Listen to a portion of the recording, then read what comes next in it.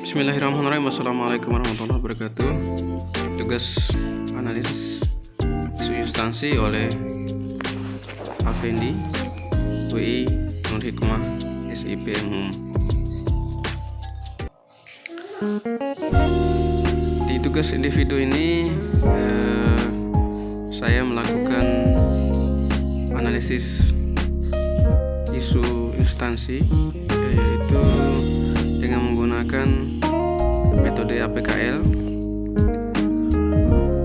di mana isu yang didapat kurang lebih ada 4. Nah, apa itu APKL? APKL itu sendiri adalah aktual, problematik, kemudian kehalayakan, dan layak untuk dicarikan solusinya.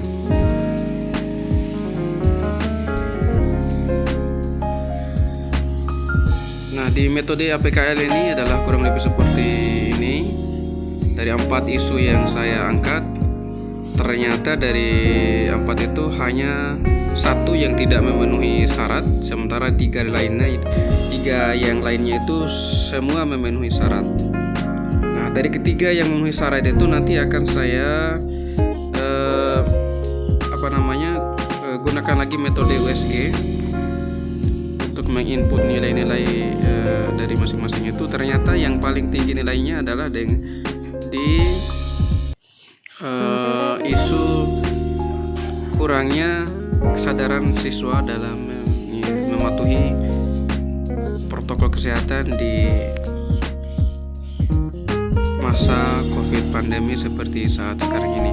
Sementara yang dua sisanya itu tidak memenuhi syarat karena hanya memiliki nilai atau skor 13. Nah, ini akan kita lanjut dengan membedah isu. Nah, isu yang didapat tadi adalah tidak adanya kesadaran siswa untuk mematuhi protokol kesehatan saat pandemi COVID-19 saat ini. Nah, di isu ini kurang lebih 6 item yang saya bagi yang berpengaruh atau yang mempengaruhi sehingga siswa banyak yang tidak sadar untuk mematuhi protokol kesehatan. Nah, yang pertama adalah dari segi internal siswa sendiri. Dari segi internal siswa ini kurangnya kesadaran dalam diri siswa untuk mematuhi protokol kesehatan. Misalnya walaupun dari rumah sudah diarahkan oleh orang tua untuk memakai masker, menjaga jarak, dan yang lain-lain, namun begitu sampai di sekolah mereka kembali lagi untuk tidak melaksanakan protokol kesehatan itu. Yang kedua, tidak menyadari ancaman yang akan dihadapi. Yang ketiga, tidak mengetahui konsekuensi yang didapat ketika nanti terpapar oleh virus COVID-19 ini. Jadi mereka berpikir bahwa COVID ini tidak berbahaya. Kemudian yang berikutnya adalah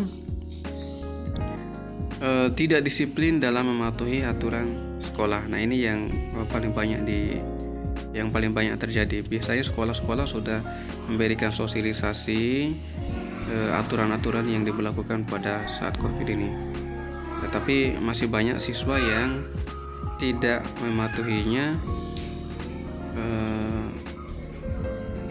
pada saat melaksanakan tatap muka di sekolah.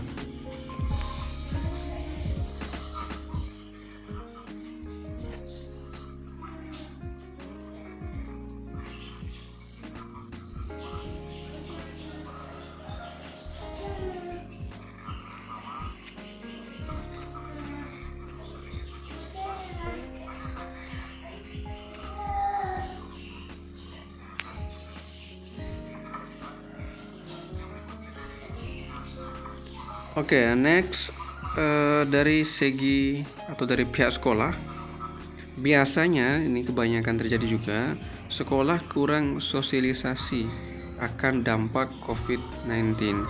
Jadi kalaupun ada sosialisasi itu hanya beberapa itu awal-awalnya saja, artinya semangat pada awal-awalnya saja, tapi beberapa minggu kemudian atau 1-2 bulan kemudian itu tidak dilakukan sosialisasi kembali.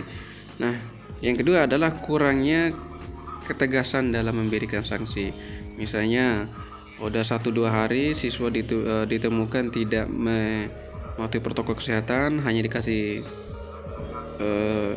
teguran, besoknya lagi teguran dan seterusnya, tapi tidak ada pengembangan sanksi yang bisa membuat siswa jerak.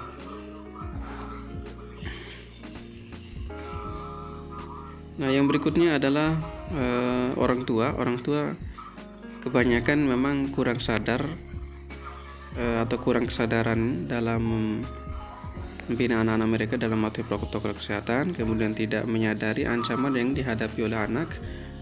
Mereka tidak tahu bahwa di luar sana mungkin ada banyak orang-orang yang terpapar corona tapi tanpa gejala. Nah, yang berikutnya adalah tidak mengetahui konsekuensi yang harus diterima jika sudah terinfeksi oleh COVID-19. Kalau anak-anak mereka sudah terinfeksi, ya otomatis juga nanti akan mengancam kesehatan keluarga di rumah. Kemudian yang terakhir adalah miskomunikasi dengan pihak sekolah. Jadi kadang orang tua juga banyak yang tidak mau tahu dengan aturan yang telah diterapkan oleh sekolah. Padahal kan aturan di masing-masing sekolah sudah jelas untuk melaksanakan 5M, yaitu mencuci tangan, menjaga jarak, memakai masker. Tetapi banyak orang tua yang tidak mengindahkan akan hal tersebut. Berikutnya adalah masyarakat sekitar juga turut memberi andil terhadap kurangnya kesadaran siswa itu sendiri. Tetapi kebanyakan dari mereka kenapa tidak mematuhi protokol kesehatan, karena masyarakat itu kebanyakan mispersepsi. Misalnya karena mereka menganggap ini sudah new normal, ya udah normal kembali seperti sedia kala, padahal kan kita harus tetap waspada dan tetap mengikuti protokol kesehatan. Yang kedua adalah kurangnya kesadaran. Lagi-lagi kembali kepada kurang kesadaran. Jadi kalau memang sudah induk semangat daripada masalah itu adalah kurang kesadaran, lalu memberikan contoh buruk atau contoh yang tidak baik. Nah, inilah yang menjadi masalahnya. Kenapa masyarakat di sekitar itu turut memberi andil? Karena karena biasanya siswa kan sebelum ke sekolah itu mereka berada di lingkungan keluarga, lingkungan sekitar. Mungkin mereka melihat contoh-contoh yang tidak baik dari masyarakat sekitar yang tidak menggunakan masker, yang tidak menjaga jarak. Akhirnya mereka juga ikut-ikutan untuk melaksanakan hal tersebut. Nah, inilah keterkaitan antara masyarakat sekitar dengan pola sikap siswa yang ada di sekolah pada akhirnya. Kemudian tidak memiliki rasa malu berbuat salah. Ini juga kebanyakan dari kita, sekalipun sudah tahu itu salah, tapi seolah-olah tidak merasa berdosa. Lalu dari segi pemerintahnya sendiri juga jelas memberi andil yang besar atas sikap siswa. Kurangnya sosialisasi. Jadi kembali lagi, sosialisasi ini penting. Anak-anak akan sadar kalau diberi sosialisasi secara intens atau secara berkala. Kemudian yang berikutnya adalah kurangnya kontrol. Jadi pemerintah harusnya memberi kontrol yang ketat untuk pelaksanaan tatap muka di masa COVID-19 ini.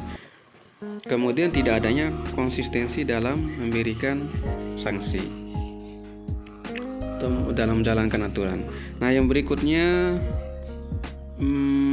ya seperti yang saya bilang tadi, pemerintah kadang tidak konsisten dalam menjalankan sebuah aturan.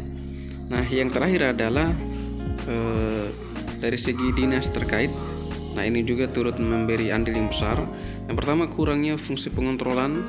Harusnya dinas bisa mengontrol pelaksanaan tatap muka di masa pandemi ini.